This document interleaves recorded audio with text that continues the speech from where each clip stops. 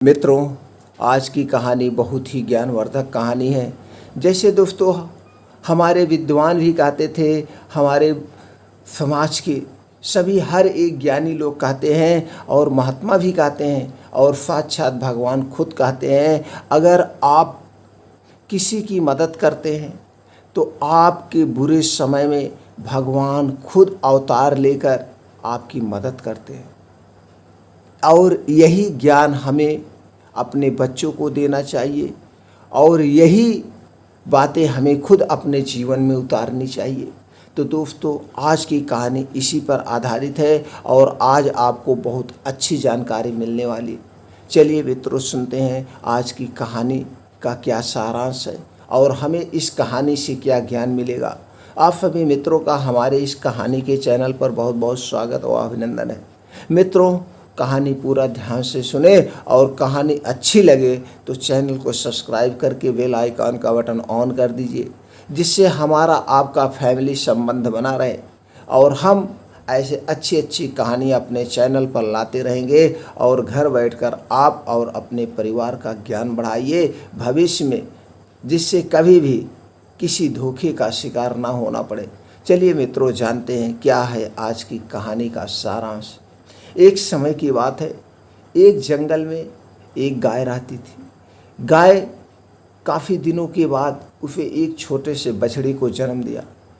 गाय उस जंगल में तो थी, लेकिन कभी भी वो अपने से छोटे जानवरों को या किसी भी जानवर को कोई नुकसान नहीं पहुंचाती थी। उसका अपना सिद्धांत था कि हम अगर किसी को कष्ट नहीं देंगे तो हमें कष्ट नहीं मिलेगा। इसी तरह से उसकी इसी धारणा की वजह से कभी कभी वो मुसीबत में फंस जाती थी और उस मुसीबत के समय में कोई ना कोई जानवर उसकी मदद कर देता था।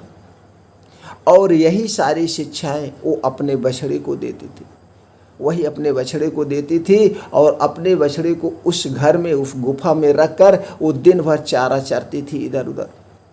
एक दिन का ऐसे समय था, वो सुबह अपने बछड़े को शिक्षा देकर गई कि तुम अपने इसी गुफा में रहना और कभी भी अपने से छोटे कोई पशु पंछी तुमको दिखे तो उसे कभी नुकसान मत पहुंचाना, कभी भी नुकसान मत पहुंचाना, ये हमेशा याद रखना। वो सारी शिक्षा देने के बाद घर से बाहर निकल गई चरने के लिए और जब शाम को वापस आती है तो अपने बछड़े को कोने में, गुफा के एक कोने में डर के मारे दबका हुआ देखती है और कहती है, क्या हुआ, क्यों बहुत डरे हुए से हो। वह कुछ नहीं बताता है। जब वह उसे हिम्मत धरती है, तुम हमारे बेटे हो और मैं आज तक किसी का बुरा नहीं की हूँ, तो तुम्हारा भी बुरा नहीं होगा और तुम एक बहादुर लड़की हो। बहादुर लड़के अपनी हर एक बात माता पिता से बताते हैं। बताओ क्या बात है बेटा, मैं आज तुमको। वह बताता है, माँ जब तुम नहीं थे तो हम अपने गुफा से बाहर निकले इधर ही देख रहे थे, हमने एक शेर को देखा अपनी तरफ आते हुए। वह शेर मेरी तरफ आ रहा था, उसने देखा कि नहीं देखा, लेकिन हमने उसे देखकर हमें डर लग गया, कहीं मेरी माँ नहीं है और ये हमें खा ना जाए, हमें बहुत डर लगता। तब वह गाय ने समझाया, देखो बेटा, डरने की ज़रूरत नहीं है। अगर हम किसी की मदद करेंगे तो पीछे से भगवान हमारी खुद मदद करते हैं। आइए तुम्हें एक कहानी सुनाते हैं। इस कहानी को सुन करके तुम्हें वो ज्ञान प्राप्त होगा कि आज से तुम कभी डरोगे नहीं। फिर वह गाय कहानी सुनाना शुरू करती है। सालों पहले पंडारी शहर के पंचमढ़ी जंगल के पास एक लकड़हारा अपने परिवार के साथ रहता था। उसके 2 बच्चे थे, हंसल और बेटल। लकड़हारा अपने दोनों बच्चों से बेहद प्यार करता था, लेकिन उनकी सौतेली माँ को दोनों बिल्कुल पसंद नहीं थे। लकड़हारा गरीब होने की वजह से बहुत मुश्किल से अपना परिवार चला रहा था।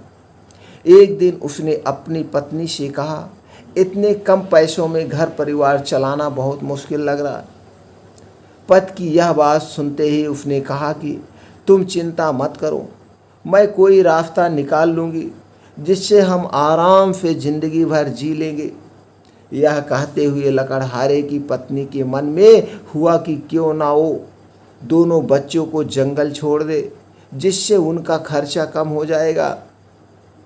इसी बीच जब एक दिन लकड़हारा बाजार गया, उनकी सौतेली माँ हंसल और वेटल को लेकर जंगल चली गई। उसने जंगल के बीच में दोनों को छोड़ दिया और कहा कि तुम लकड़ी इकट्ठा करो और मैं अभी आती हूँ। इतना कहकर वह तेजी से अपने घर चली गई। कुछ समय बाद शाम हुई और दोनों परेशान होने लगे। ग्रेटल डर के मारे रोने लगी, लेकिन हंसल ने उसे चुप कराया और कुछ देर इंतजार करने को कहा। जैसे ही चांद निकला तो हंसल और ग्रेटल दोनों जंगल से घर की ओर निकलने लगे। तभी ग्रेटल ने कहा कि भाई, हमें घर का रास्ता याद नहीं है, हम कैसे घर तक पहुँचेंगे। तभी हंसल ने बताया कि सुबह घर से आते समय वो रास्ते में चमकीले पत्थर फेंकता हुआ आया था। अब वो उन्हें घर तक पहुंचाएंगे। कुछ ही देर में चांद की रोशनी में वो पत्थर चमकने लगे और दोनों उनकी मदद से घर पहुंच गए।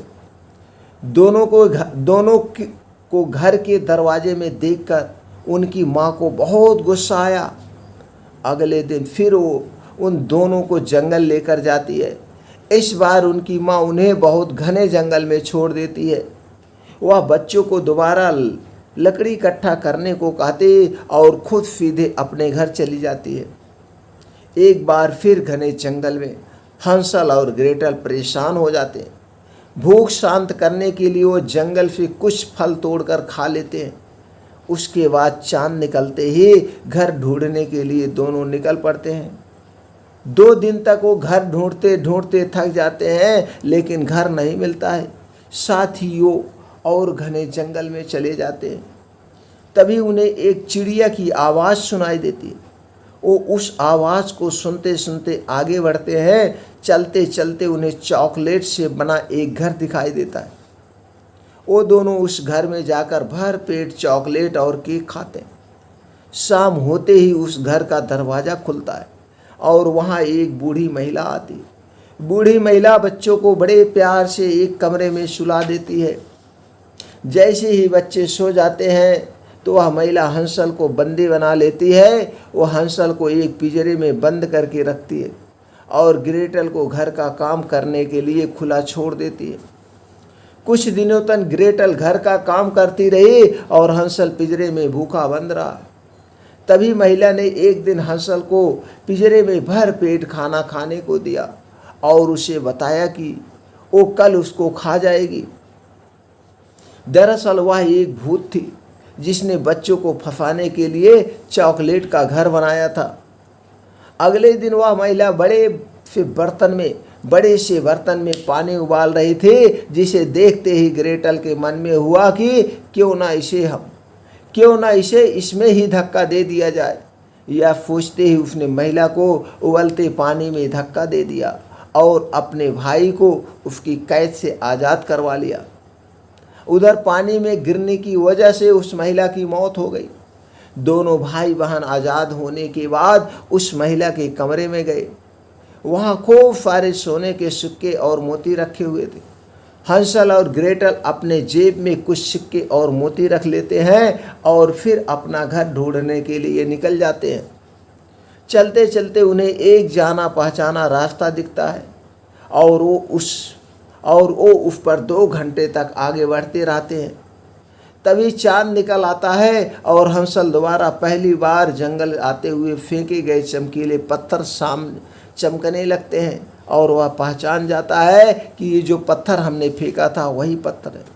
दोनों उन पत्थरों की मदद से घर पहुंच जाते हैं। दोनों बच्चों को घर में देखते ही उनके पिता बहुत खुश होते हैं। हंसल और ग्रेटल को वो गले से लगाकर बहुत खुश है। इसी दौरान तो उनकी जेब में सोने के सिक्के और बेशकीमती मोती देख लेते हैं। तभी बच्चे पूरी कहानी सुनाते हैं और पिता को दोबारा गले लगा लेते हैं। उधर उनकी सौतेली माँ अपने व्यवहार के लिए बच्चों से माफ़ी मांगती है और सब खुशी खुशी साथ रहने लगते हैं। मुसीबत में घबराने की जगह हिम्मत से काम लेना चाहिए। कोशिश करने वाले की कभी हार नहीं होती है और हिम्मत रखने वाले हर मुश्किल से निकलने का रास्ता ढूंढ लेते हैं। दोस्तों यही हमें इस कहानी से सीख मिलती है। तो दोस्तों फिर मिलते हैं ऐसी ही और ज्ञानवर्धक कहानी के साथ अगले वीडियो में।